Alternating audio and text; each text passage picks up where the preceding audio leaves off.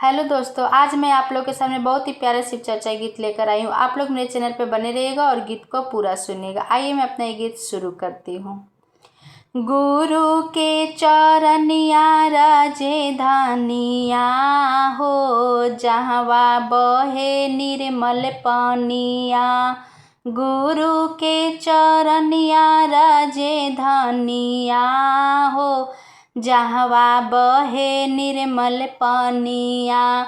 बहे निर्मल पानिया हो, बहे निर्मल पानिया। बहे निर्मल पानिया हो, बहे निर्मल पानिया। गुरु के चरनिया राजे धानिया हो, जहवा बहे निर्मल पानिया। गुरु के चरनिया राजे धानिया हो, जहवा बहे निर्मल पानिया। ओही रे पानिया में विष्णु जी नहाइले।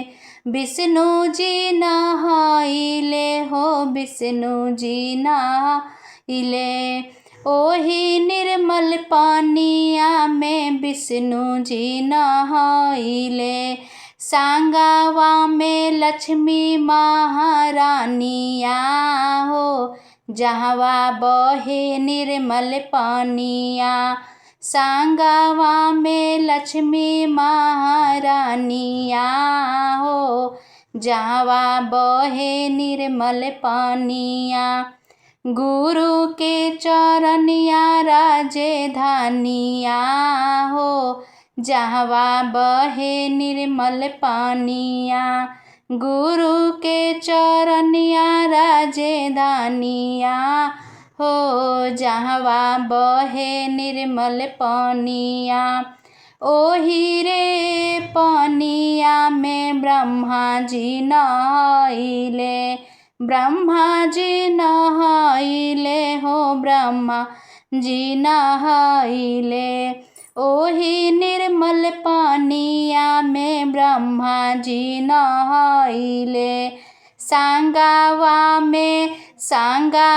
में शारदा महारानिया हो, जहवा बहे निर्मल पानिया। सांगावा में शारदा महारानिया हो, जहवा बहे निर्मल पानिया। गुरु के चरनिया राजे धानिया हो, जहवा बहे निर्मल पानिया। गुरु के चरनिया राजे धानिया हो, जहवा बहे निर्मल पानिया। ओही रे पानिया में राम जी नहाइले। राम जी नहाइले हो, राम जी नहाइले। ओही निर्मल पानिया में राम जी नहाइले। सांगावा में सीता मैया हो, जहवा बहे निर्मल पानिया। सांगावा में सीता महारानिया हो, जहवा बहे निर्मल पानिया। गुरु के चरनिया राजे धानिया हो, जहवा बहे निर्मल पानिया। गुरु के चरनिया राजे धानिया हो, जहवा बहे निर्मल पानिया। ओही रे पानिया में कृष्णा जी नहाइले। कृष्णा जी नहाइले हो, कृष्णा जी नहाइले। ओही निर्मल पानिया में कृष्णा जी नहाइले। सांगावा में राधा महारानिया हो, जहवा बहे निर्मल पानिया। सांगावा में राधा महारानिया हो, जहवा बहे निर्मल पानिया। गुरु के चरनिया राजधानिया हो, जहवा बहे निर्मल पानिया। गुरु के चरनिया राजधानिया हो, जहवा बहे निर्मल पानिया।